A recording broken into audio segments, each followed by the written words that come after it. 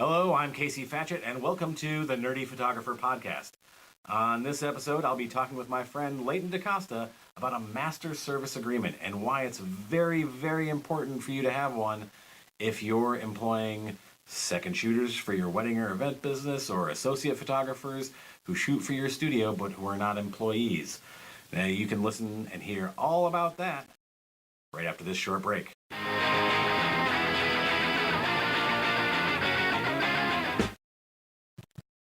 It's the end of the year at the Nerdy Photographer Podcast, and I want to thank all of you for listening this year.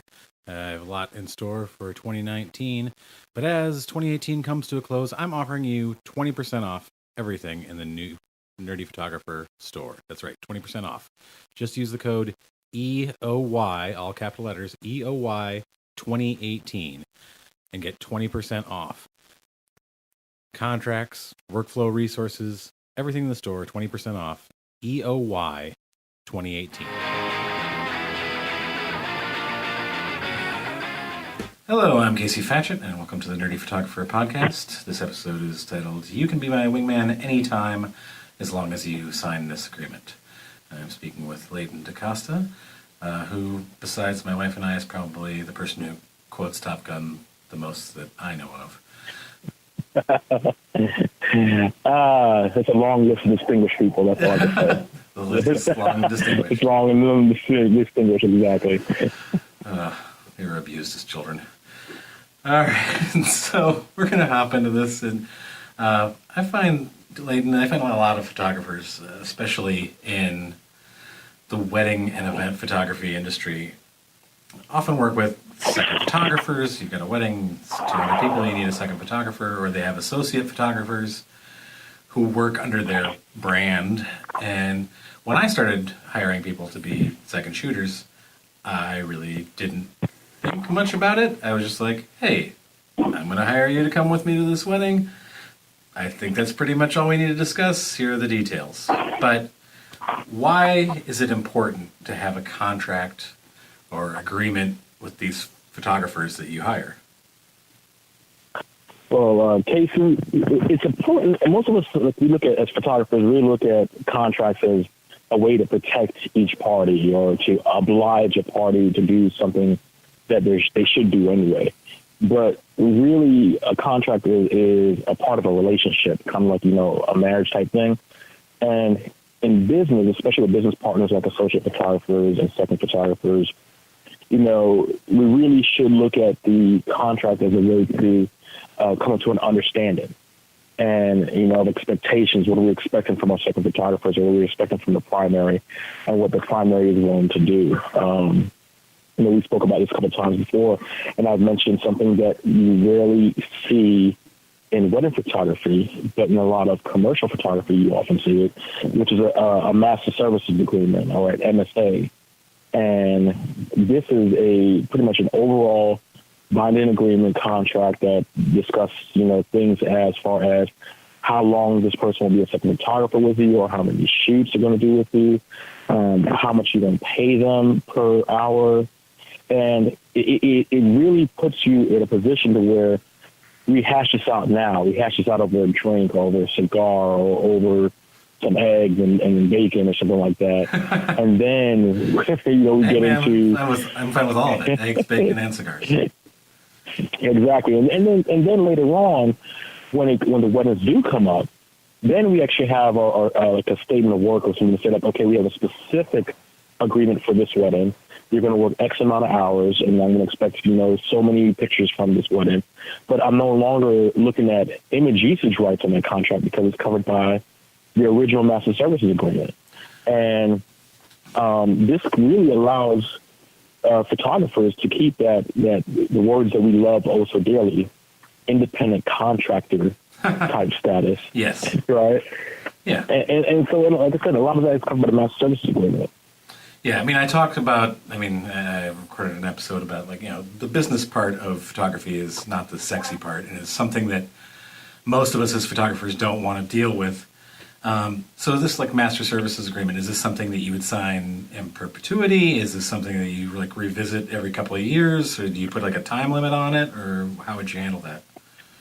Well, in my personal opinion, it should be a healthy limit. So usually I say 6 to 12 months. Okay. You don't really want to go longer than a year with contracts, because when you start going longer than a year or 18 months or 2 years, and this is something that a lot of people can look at, contracts determined by state. I want to also throw out a disclaimer. I'm not a lawyer. I've never played law on TV, but I watched a lot of Law and Order. I stayed at a Holiday Inn Express last night. Exactly. But the thing about it is that the longer a contract is, the harder it is to enforce. So a master services agreement should be something like, let's say a good amount is 6 months or a year, pretty much your wedding season. Right. That gives you the ability and the flexibility to be able to say, like, okay, this guy sucked. I'm going to go to somebody else, or this guy was great. Can I get you again? Yeah. I mean, one thing. I've had experiences like that where before I started implementing like the contract, the reason I started implementing contracts with my second photographers was because I had booked a guy for a wedding, and leading up to the wedding, I was sending him information about like where he needed to be and like what was going on, and he emails me 3 days before the wedding. He was like, "Oh man, I'm really sorry. I forgot I had that booked for this weekend. I set up a vacation with my girlfriend, and I'm not going to be in town. Sorry."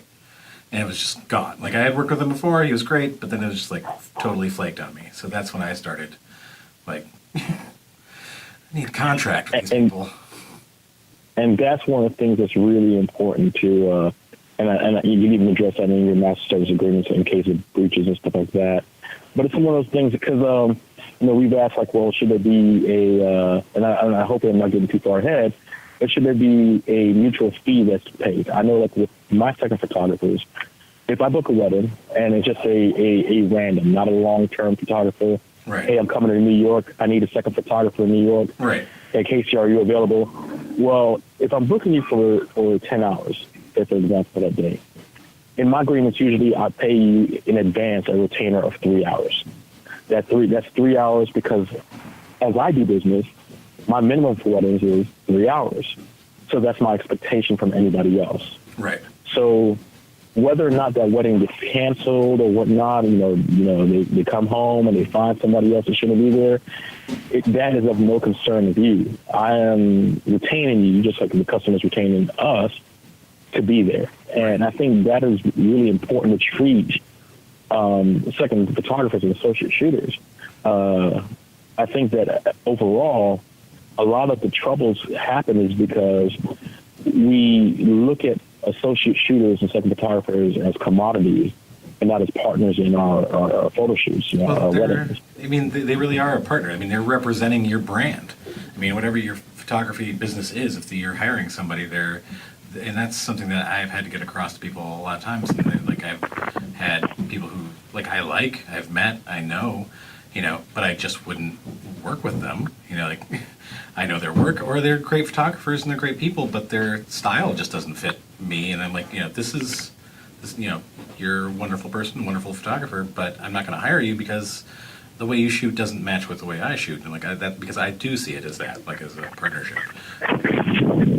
And I think that another thing too is that I think we hire second photographers sometimes for too long of a period than we really need them. And I say that as we may need that second photographer for the first 3 hours, the getting ready, the ceremony, and the beginning of the reception.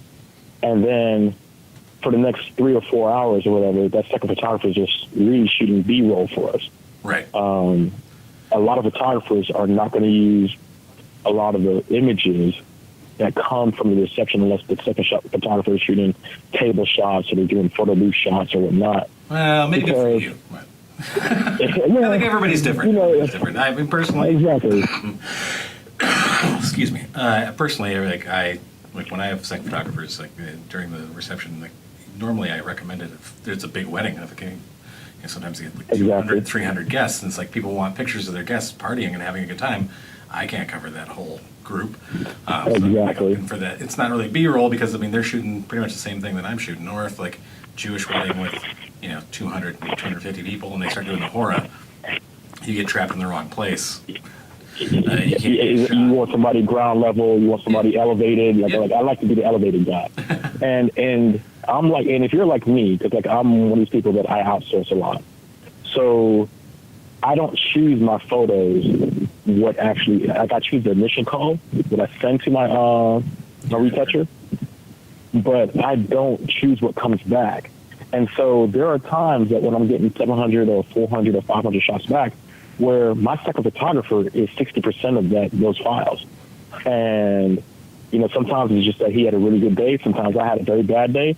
And sometimes it's just that he had better shots than I did. You know, he just was, you know, better, more opportunity, and I sucked. Yeah, and so that's why you hire good people, though. I mean, like, and then that leads me to the thing that when we hire second photographers, and I'm not going to go into the pricing of it, but I always tell guys that if you're paying $25 for a second photographer, are you paying for a primary or that's helping you, or are you paying for somebody that they're just occupying a spot? right. And Who's just taking and the I think space that's because that's what you told the couple.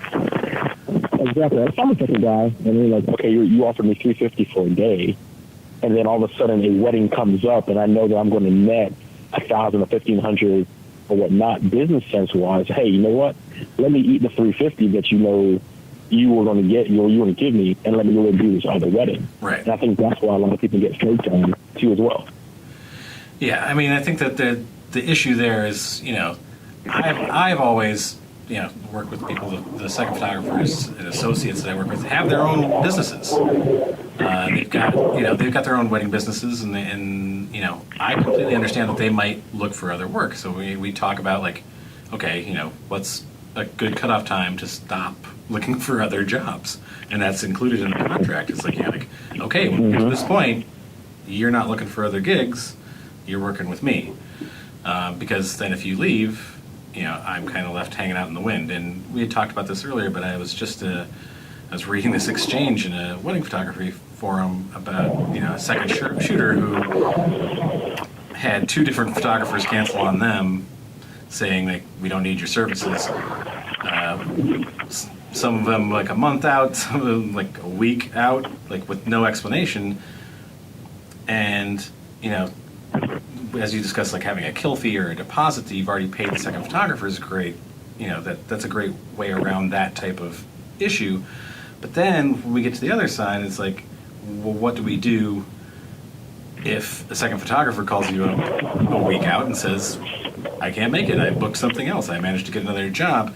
That's definitely something that should be covered in that, you know, master services agreement, right? Exactly. That master service agreement is crucial to show, you know, like for me, I would want 30 days. Like, you know, I'll give you any time to book. 30 days is enough that I can usually find somebody else. Right. It crushes my heart when a photographer doesn't respect the second photographer enough to say, hey, you know, I'm going to use somebody else. Or it could be a lot of different reasons. Sometimes the photographer didn't book a second photographer with the client, but they wanted to upsell the client or whatnot, and it's just not in the budget. Sometimes it's just the fact that the second photographer was late, and now the photographer is running around 2 days before a wedding, which happens a lot in Charleston down here, where they're looking for a second photographer now to cover a wedding. And I'm sitting here like, you didn't know that you had a wedding booked 6 months ago for that date? And usually, you know, and it's a respect and a relationship thing. If there is a valid working relationship between two photographers, then it makes the MSA pretty much very transparent. It benefits both people. It creates a good working relationship. It's not, you know, like for my second photographers, I tell them that, hey, these images are work made for hire. They are my images and whatnot. But out of my collection, you know, for example, I use 10 images are yours. Tell me which 10 images you catch. 2 of them can be of the bride and groom, the rest of them non-bride and groom. Because sometimes you get a great venue, right? And that's really what's the value of the shot is. Like the bride and groom you get all the time. But if hey, we're shooting at the Carnegie, or we're shooting, you know, down at Boone Hall Plantation down here, where those of you who are fans of the Notebook know that's where it took place up. Yep. But you know, or we're shooting on an aircraft carrier. You know, that is more valuable than John and Susan to me as a second photographer. And that's important. And so I think those things need to be laid out in that MSA. Yeah. That MSA should have your copyright. It should have expectations of each other. Yeah, with expectations and like, so you know what to expect from one another. It's like, and what can you do with those images? I mean, like I told you about this. Like, I worked with a guy years ago who I found out like a year later was like posting like 50 photos from weddings we had shot together on his blog, acting like it was his wedding. Like he was the lead shooter, and like I have agreements with people like you can use the photos, like so many photos after I've given them to the bride and groom or the couple, as long as it's okay with the couple. Like if the couple's okay with it, like they have to sign things in my contract with them, like releasing the photos to be published. And both of these weddings that he was posting, like the couples didn't want any of their pictures published anywhere. So it's like, first of all, you're lying. You're acting like this was your booking, and two, you're getting me in legal trouble because this couple, which I told you this before, doesn't want any of their pictures published. Right. So I mean, like that, without having like that legal document to fall back on, it can really end up being a sticky situation because this is all about protecting both of you. I mean, am I right? Exactly. And I can tell people this: your agreement should be well defined. One of the things that I think get left out. We can always talk about what should be in a good second photographer agreement, but everybody has different working practices, working ways. But one of the things I think that gets left out a lot of times is changes. Like, so for example, if you're my second photographer, my plane is late getting to JFK, and you have to go there, you're covering the first 2 or 3 hours. Well, you're working as a prime.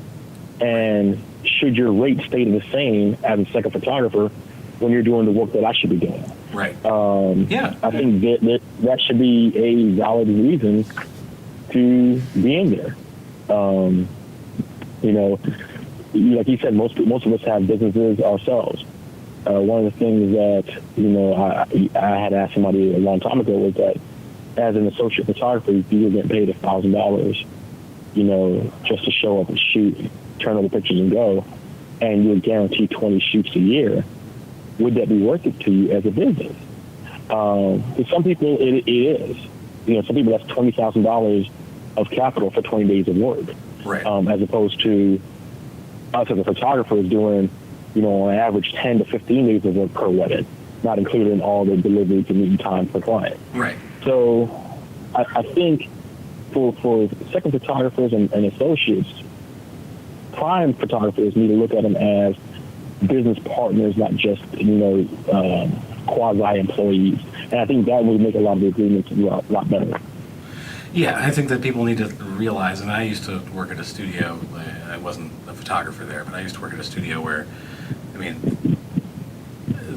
the photographers who shot as associates and seconds all did their own things during the week, and they weren't really wedding photographers. They were very good wedding photographers when they did, but they got paid very low wages, especially considering what was being charged. And they knew, and there was always this sort of resentment.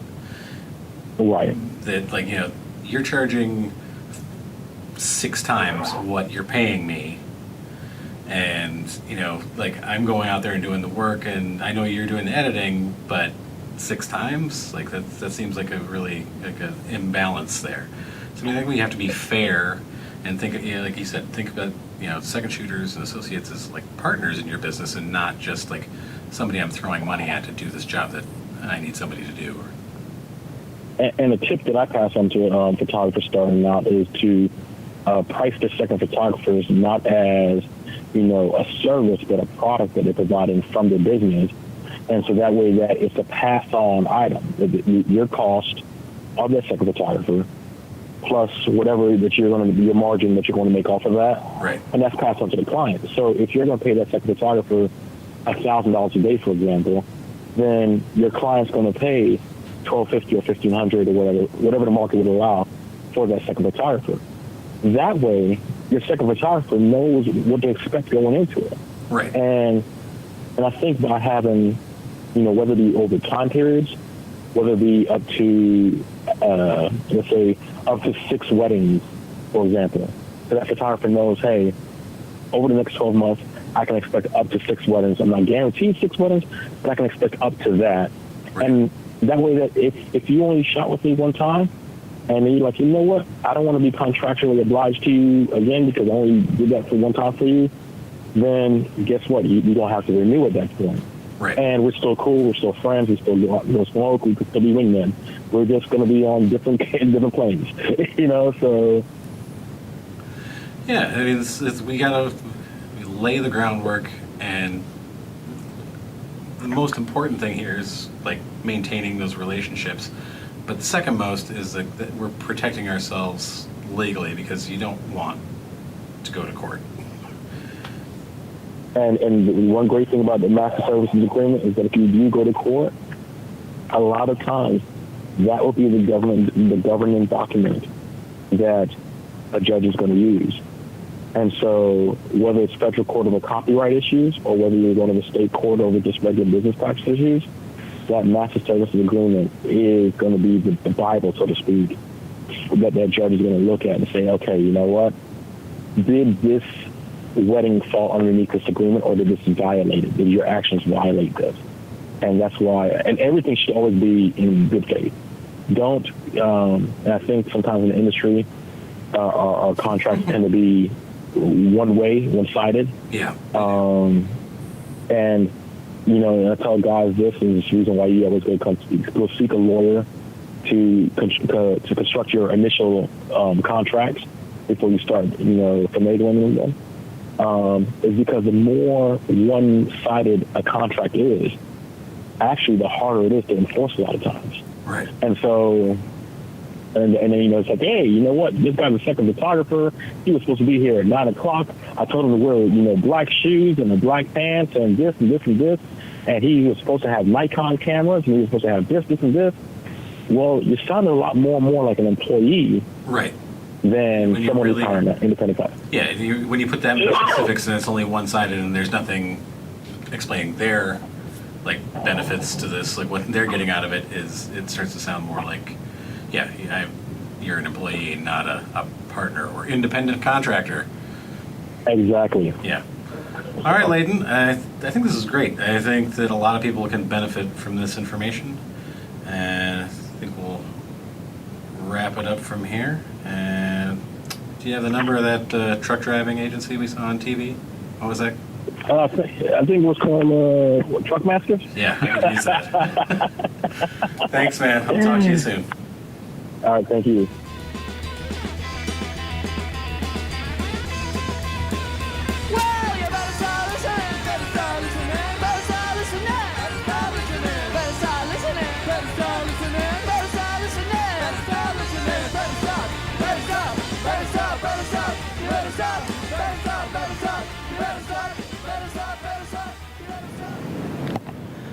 And now for my favorite part of the show. What's that say? Useless information.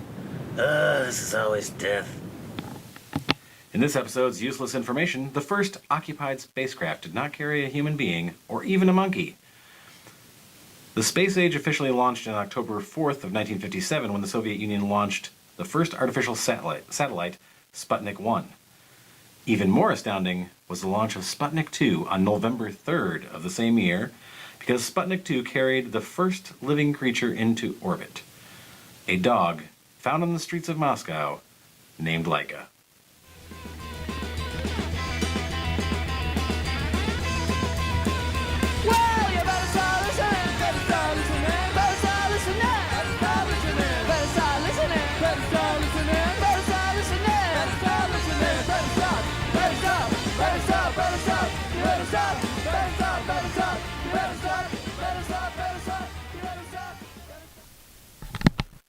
I'd like to thank my friend Leighton DaCosta for being here with us and for keeping up international relations. If you need a master service agreement or any other type of contract for working with second photographers or associate photographers, you can find our templates over on nerdyphotographer.com, and they're in the shop. You will find them there. Get yourself a contract that protects you, your second photographers, your associate photographers, and your clients. You can also subscribe to the Nerdy Photographer podcast on iTunes, Spotify, Google Play, and YouTube. You can also support the Nerdy Photographer podcast on Patreon at patreon.com/nerdyphotographer. That's right. You will get special, exclusive, subscriber-only content when you support the Nerdy Photographer podcast on Patreon. Until next time, talk nerdy to me.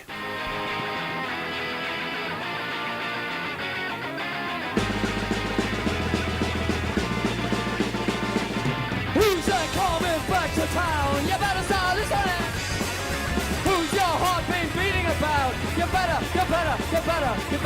listen.